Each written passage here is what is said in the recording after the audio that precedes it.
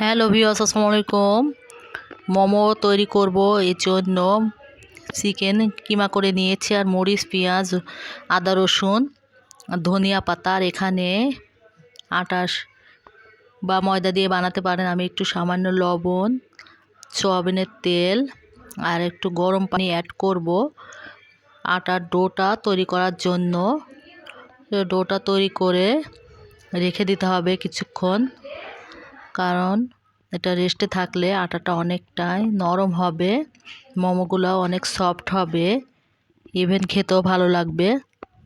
সন্ধ্যার সময় নাস্তা হিসেবে খুবই ভালো হবে। আমার বাচ্চারা তো বাইরের জিনিস খেতে চায়, এই জন্য আমি এক একদিন এক একটা ঘরে তৈরি করি।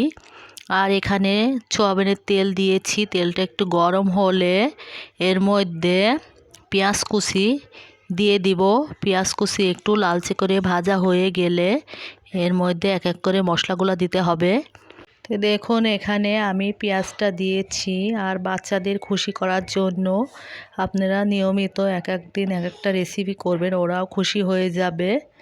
আর এখানে আদা রসুন পেস্ট আর সামান্য কাঁচামরিচ, আর আমি এখানে একটু লবণ দিয়ে দিলাম।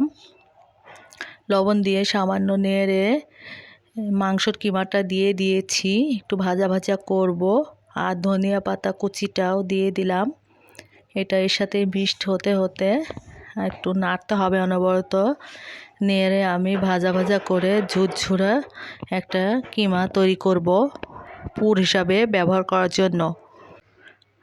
বাচ্চারা মায়ের হাতে রান্না অনেক পছন্দ করে, এই জন্য বাচ্চাদের জন্য সব কিছু করা।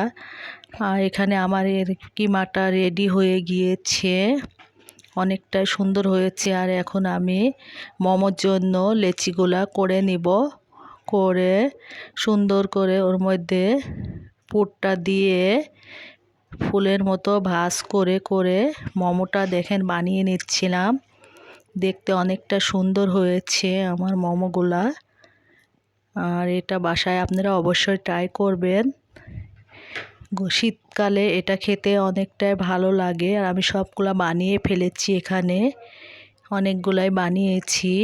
এখন আমি রাইস কুকারে এগুলা করতে দেবো। পানি যখন রাইস কুকারে ফুটে গিয়েছে, আর স্টিলের এটা আমার ভালো হবে, এই জন্য আমি রাইস কুকারে দিয়েছি।